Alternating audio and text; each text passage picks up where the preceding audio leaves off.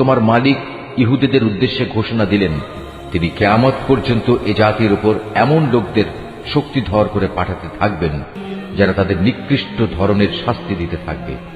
একথা নিশ্চিত, তোমার মালিক যেমন সত্য শাস্তি দান করেন, তেমনি তিনি ক্ষমাশীল ও পরম দয়ালু। আমি তাদের দলে দলে বিভক্ত করে জমিনে ছড়িয়ে দিয়েছি। তাদের মধ্যে কিছু নেককার মানুষ ছিল, আবার তাদের কিছু ছিল এর চাইতে ভিন্ন ধরনের। ভালো মন্দ উভয় অবস্থার সম্মুখীন করে আমি তাদের পরীক্ষা দিয়েছি এ আশায় যে হয়তো তারা কখনো হেদায়েতের পথে প্রত্যাবর্তন করবে। কিন্তু তাদের অযোগ্য উত্তরসূরিরা একের পর এক এই জমিনে তুচ্ছ উত্তরাধিকারী হল। তারা স্বাভাবিকভাবে আল্লাহ তাআলার কিতাবেরও উত্তরাধিকারী হয়ে পড়ে। তারা এই দুনিয়ার ধন সম্পদ করায়ত্ত করে নেয়। অপরদিকে মূর্খের মতো বলতে থাকে, আমাদের শেষ বিচারের দিন মাফ করে দেয়া হবে। কিন্তু অর্জিত সম্পদের অনুরূপ সম্পদ যদি তাদের কাছে এসে পড়ে, তারা সাথে সাথেই তা হস্তগত করে নেয়। অথচ তাদের কাছ থেকে আল্লাহ তাআলার কিতাবের এ প্রতিশ্রুতি কি নেওয়া হয়নি যে তারা আল্লাহ তাআলা সম্বন্ধে সত্য ছাড়া কিছু বলবে না? আল্লাহ তাআলার সেই কিতাবে যা আছে তা তো তারা নিজেরা বহুবার অধ্যয়নও করেছে। আর পরকালীন আবাস, যারা আল্লাহকে ভয় করে তাদের জন্য তো তাই হচ্ছে উত্তম নিবাস।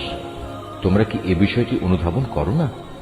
অপরদিকে যারা আল্লাহর কিতাবকে কঠোরভাবে আঁকড়ে ধরে এবং নামাজ প্রতিষ্ঠা করে, তারা যেন জেনে রাখে, আমি কখনো সংশোধনকারীদের বিনিময় নষ্ট করি না।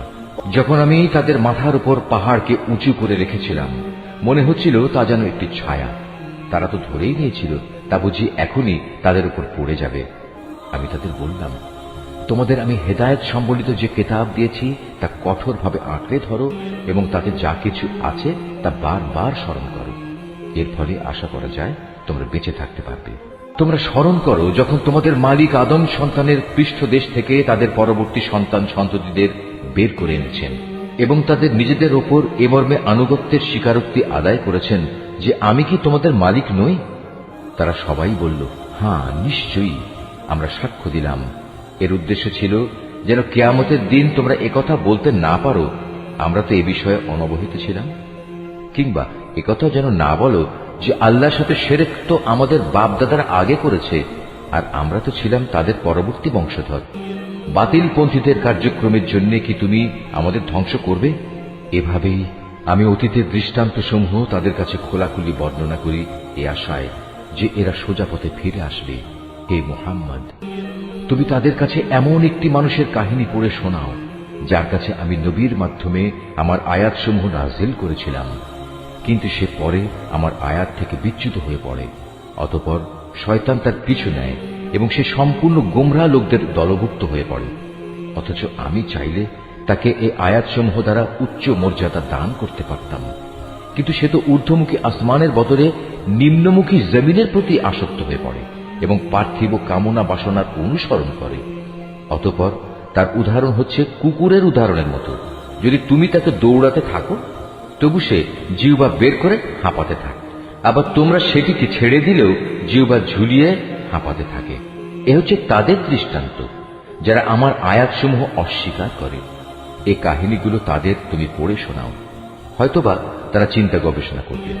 যে সম্প্রদায়ের লোকেরা আমার নিদর্শনসমূহ মিথ্যা সাব্যস্ত করে, তারা নিজেরাই নিজেদের উপর জুলুম করে আসছে। তাদের উদাহরণ কতই না নিকৃষ্ট। আল্লাহ তাআলা যাকে পথ দেখান সে সঠিক পথ প্রাপ্ত হবে, আবার যাকে তিনি গোমরাহ করেন তারা হয়ে পড়ে ভীষণ ক্ষতিগ্রস্ত। বস্তুত বহু সংখ্যক মানুষ ও জিন আছে যাদের আমি জাহান্নামের জন্য পয়দা করেছি। তাদের কাছে যদিও বোঝার মতো দিল আছে, কিন্তু তা দিয়ে তারা চিন্তা করে না। তাদের কাছে দেখার মতো চোখ থাকলেও তারা তা দিয়ে সত্য দেখে না। আবার তাদের কাছে শোনার মতো কান আছে, কিন্তু তারা সে কান দিয়ে সত্য কথা শোনে না। আসলে এরা হচ্ছে জন্তু জানোয়ারের মতো, এবং কোন কোন ক্ষেত্রে তাদের চাইতেও এরা বেশি বিভ্রান্ত। এসব লোকেরা দারুণ উদাসীন। আল্লাহ তাআলার জন্যই যাবতীয় সুন্দর নামসমূহ নিবেদিত রয়েছে। অতএব তোমরা সেসব ভালো নামেই তাকে ডাকো এবং সেসব লোকের কথা ছেড়ে দাও যারা তার নামে বিকৃতি ঘটায়। যা কিছু তারা দুনিয়া জীবনে করে এসেছে, অচিরেই তার যথাযথ ফল তারা পাবে। আমি যাদের সৃষ্টি করেছি সে মানুষ ও জিনদের মাঝে আবার এমন একটি দল আছে যারা মানুষকে সঠিক পথের দিকে ডাকে এবং সে মতে নিজেরাও নিজেদের জীবনে ইনসাফ কায়েম করে। যারা আমার আয়াতসমূহকে মিথ্যা প্রতিপন্ন করে, ক্রমে ক্রমে আমি তাদের এমনভাবে ধ্বংসের দিকে ঠেলে নিয়ে যাব, তারা তা টেরও পাবে না। আমি তাদের বিদ্রোহের জন্য অবকাশ দিয়ে রাখব এবং এ ব্যাপারে আমার কৌশল অত্যন্ত শক্ত। তারা কি কখনো চিন্তা করে দেখে না যে তাদের সাথী মুহাম্মদ কোনো পাগল নয়, সে তো হচ্ছে আযাবের একজন সুস্পষ্ট সতর্ককারী মাত্র। তারা কি আসমান সমূহ ও পৃথিবীর সার্বভৌমত্বের বিষয়টির দিকে কখনো তাকিয়ে দেখে না এবং তাকিয়ে দেখে না আল্লাহ তাআলা এখানে যা কিছু সৃষ্টি করেছেন তার প্রতি এবং এর প্রতিও তাদের অবস্থানের মেয়াদ হয়তো নিকটবর্তী হয়ে এসেছে? এরপর আর কোন কথা আছে যা বললে এরা ঈমান আনবে? আল্লাহ তাআলা যাকে পথহারা করে দেন তাকে পথে আনার আর দ্বিতীয় কেউ নেই। আল্লাহ তাআলা তো তাদের সবাইকেই তাদের অবাধ্যতায় উদ্ভ্রান্তের মতো ঘুরে বেড়ানোর জন্য ছেড়ে দেন। তারা তোমার কাছে কিয়ামত সম্পর্কে জিজ্ঞেস করে, এই দিনটি কখন সংঘটিত হবে? তুমি তাদের বলো, এই জ্ঞান তো আমার মালিকের কাছেই রয়েছে, এর সময় আসার আগে তিনি তা প্রকাশ করবেন না। আকাশমণ্ডল ও জমিনের জন্য সেদিন তা হবে একটি ভয়াবহ ঘটনা।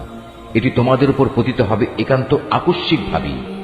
তারা এই প্রশ্নটি এমনভাবে জিজ্ঞেস করে যে মনে হয় তুমি বুঝি বিষয়টি সম্পর্কে সবকিছু জানো। তাদের বলো, কিয়ামতের জ্ঞান তো একমাত্র আল্লাহ তাআলার কাছেই রয়েছে, কিন্তু অধিকাংশ মানুষই এ সত্যটুকু জানে না। তুমি আরো বলো, আমার নিজের ভালো মন্দর মালিকও তো আমি নই, তবে আল্লাহ তাআলা যা চান তাই হয়।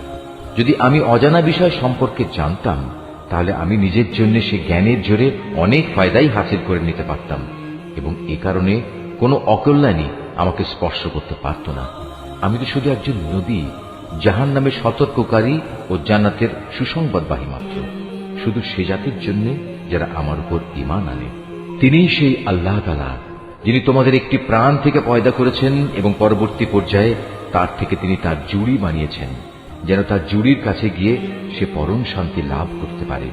অতঃপর যখন পুরুষ সাথীটি তার মহিলা সাথীটিকে দৈহিক প্রয়োজনের জন্য ঢেকে দিল, তখন মহিলা সাথীটি এক লঘু গর্ভ ধারণ করল এবং প্রথম দিকে সে এ নিয়েই চলাফেরা করল। পরে যখন সে গর্ভের কারণে ওজনে ভারী হয়ে এলো, তখন তারা পুরুষ মহিলা উভয়ই তাদের মালিককে ডেকে বলল, হে আল্লাহ তাআলা, যদি তুমি আমাদের একটি সুস্থ ও পূর্ণাঙ্গ সন্তান দান করো তাহলে আমরা অবশ্যই তোমার কৃতজ্ঞতা আদায় করব।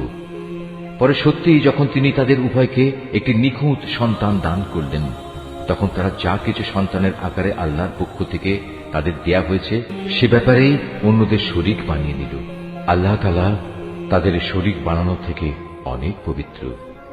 এরা কি আল্লাহ তাআলার সাথে এমন কিছুকে শরীক মনে করে যারা কিছুই সৃষ্টি করতে পারে না, বরং তাদের নিজেদেরই সৃষ্টি করা হয়। তারা তাদের কাউকে কোন রকম সাহায্য করতে সক্ষম নয় এবং তারা নিজেদেরও কোন রকম সাহায্য করতে পারে না। তোমরা যদি এই মূর্খ লোকদের হেদায়েতের পথের দিকে আহ্বান করো, তারা তোমাদের কথা শুনবে না। তাই তোমরা তাদের হেদায়েতের পথে ডাকো কিংবা চুপ করে থাকো, উভয়টাই তোমাদের জন্য সমান কথা।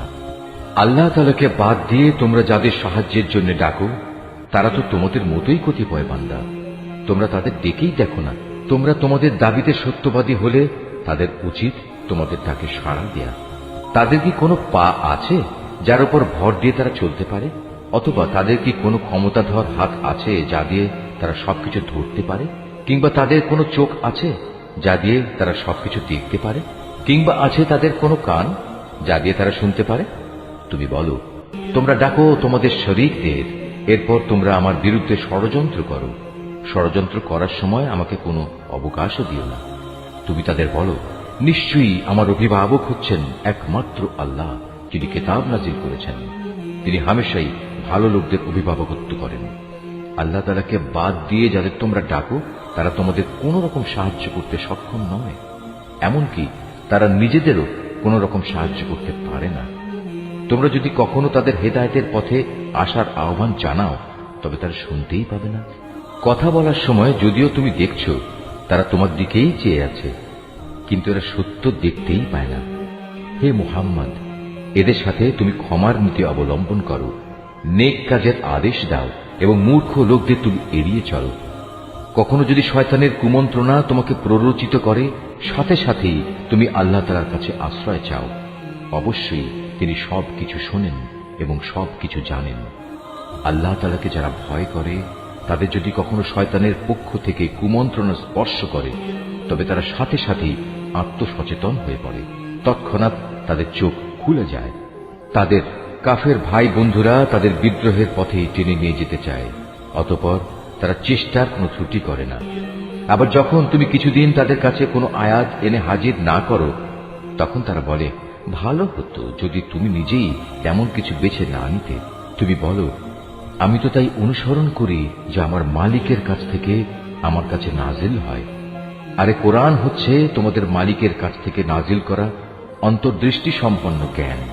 যারা ঈমান এনেছে এ কিতাব তাদের জন্য হেদায়েত ও রহমত। যখন তোমার সামনে কোরআন তেলাওয়াত করা হয়, তখন মনোযোগের সাথে তা শোনো এবং নিশ্চুপ থাকো। আশা করা যায় এর ফলে তোমাদের উপর দয়া করা হবে। হে নবী, তোমার মালিককে স্মরণ করো মনে মনে, সকাল সন্ধ্যায় সবিনয়ে এবং সশঙ্ক চিত্তে।